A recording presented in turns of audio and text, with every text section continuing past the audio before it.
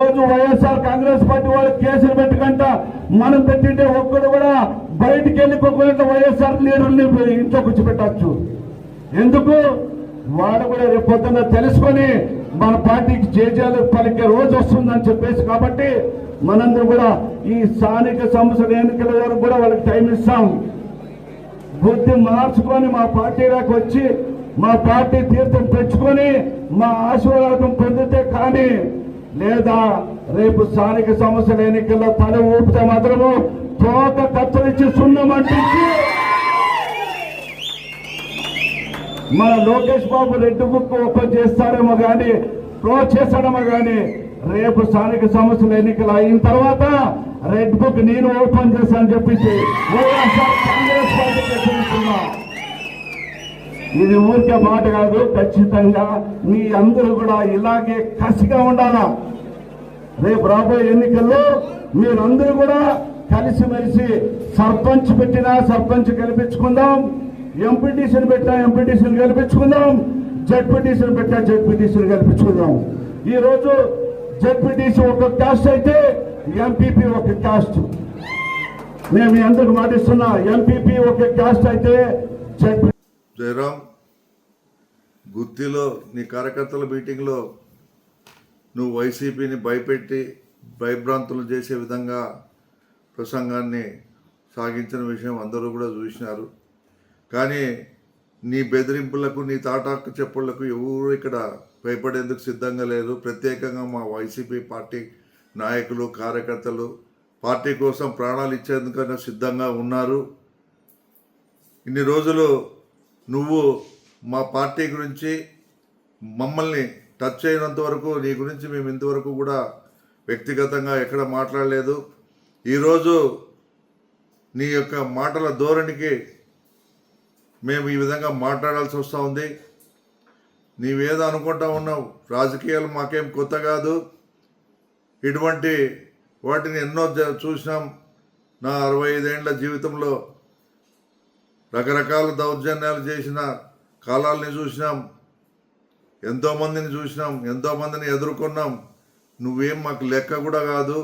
నువ్వు అనుకుంటున్నావేమో నీ పార్టీలోని ప్రజలు, నీ పార్టీలోని నాయకులు, నీ పార్టీలోని కార్యకర్తలు నీవు ఎమ్మెల్యే అయినప్పటి నుంచి నీ ప్రవర్తన చూసి విసిగి వేసారి ఎందుకయ్యా ఈయన్ని గెలిపించుకున్నామని మా దగ్గరే ఎన్నో రకాలుగా ఎన్నో సందర్భాల్లో తెలియజేయడం కూడా మేము విన్నాం. కాబట్టి చెప్తా ఉన్నాను, ముందు నీ పార్టీలో పోటీ చేసేందుకు మీ నాయకులు, కార్యకర్తలు సిద్ధంగా ఉన్నారో లేదో ఒక్కసారి ఆలోచన చేసుకో.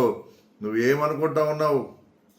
ఏం అంత చేతులు ముడుచుకొని కూర్చో వ్యక్తులాగా మా పార్టీ కనబడుతుందా?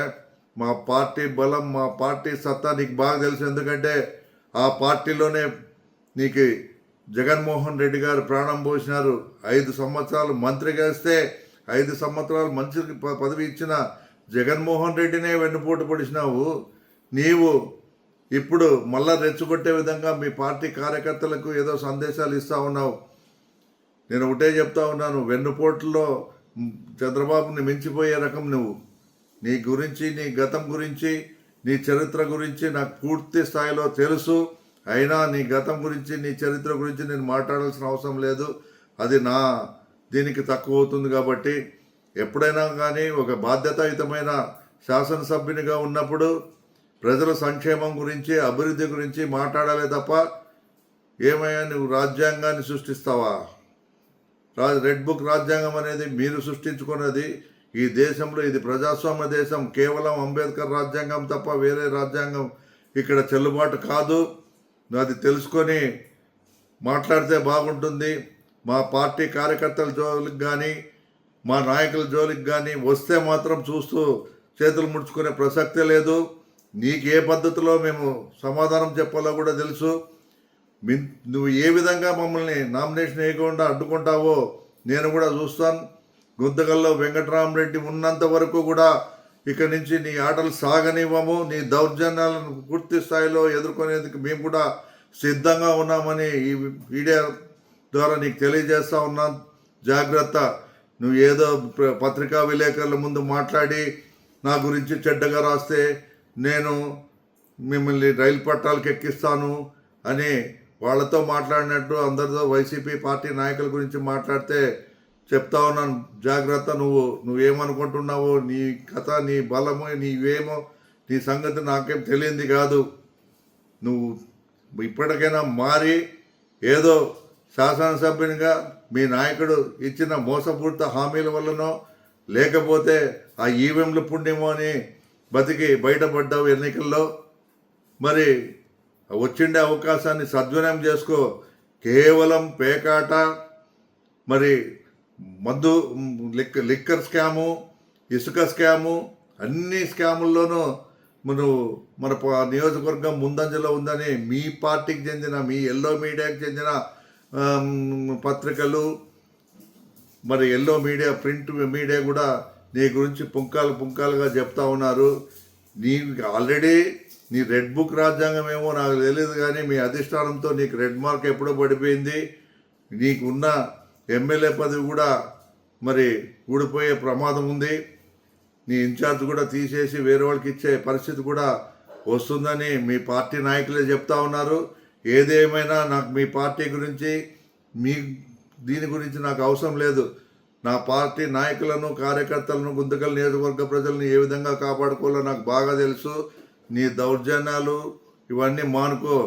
నీ బెదిరింపులకు ఎవడు బెదిరేవాడు లేడు. జాగ్రత్త. నువ్వేమనుకుంటున్నావో, మా కుటుంబం గురించి నీకు బాగా తెలుసు. నువ్వేమో పెద్ద హీరో అనుకుంటున్నావేమో. ఇవన్నీ నీకు నువ్వు ఊహించుకుంటున్నావేమో. అది ఎంతవరకు పోతుందో పోయేదానికి మేము కూడా సిద్ధంగా ఉన్నాం. నువ్వు జాగ్రత్త అని చెప్తున్నాను. నీకు ఇంకోసారి మా పార్టీ గురించి, పార్టీ కార్యకర్తల గురించి మాట్లాడితే చూస్తూ ఊరుకునేది లేదు. నీకు ఒకటే చెప్తా ఉన్నాను, నిజంగా నీకు ధైర్యం ఉంటే ఈరోజు రాజీనామా చేయు. రాజీనామా చేసి పోటీలో నువ్వు నామినేషన్ అయ్యి, అప్పుడు నా నామినేషన్ వేయకుండా నువ్వు అడ్డుకుంటే నేను రాజకీయాల నుంచి తప్పుకుంటాను. మరి నువ్వు అన్నట్టు మొత్తం అన్ని విధాలుగా నేను నీకు సహకరిస్తాను. నీకు ఆ సత్తా ఉందా? నా సవాల్ను స్వీకరించి నువ్వు రాజీనామా చేయి, పోటీ చేసి గెలుచు.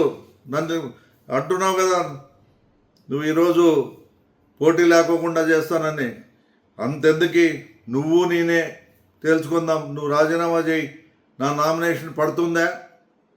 నన్ను నామినేషన్ వేయకోకుండా నువ్వు అడ్డుకోగలిగితే నేను రాజకీయాల నుంచి తప్పుకుంటాను, రాజకీయ సన్యాసం తీసుకుంటాను మరి అని నేను నీకు సవాల్ విసురుతా ఉన్నాను. ఈ సవాలుకు సిద్ధంగా ఉండు. నేను ఎప్పుడైనా రెడీ. ఇంకోసారి అనవసరంగా రెచ్చగొట్టి ఏదేదో మీ కార్యకర్తలు ఇప్పుడు ఎవరు నిన్ను పట్టించుకోలేదని మీ కార్యకర్తల్ని బెదిరించే దిశలో నువ్వు మా పార్టీ వాళ్ళని కూడా తక్కువ అంచనా వేస్తే ఊరుకునేది లేదు. పార్టీకి ప్రాణాలైనా ఇచ్చి పార్టీని కాపాడుకునే నాయకులు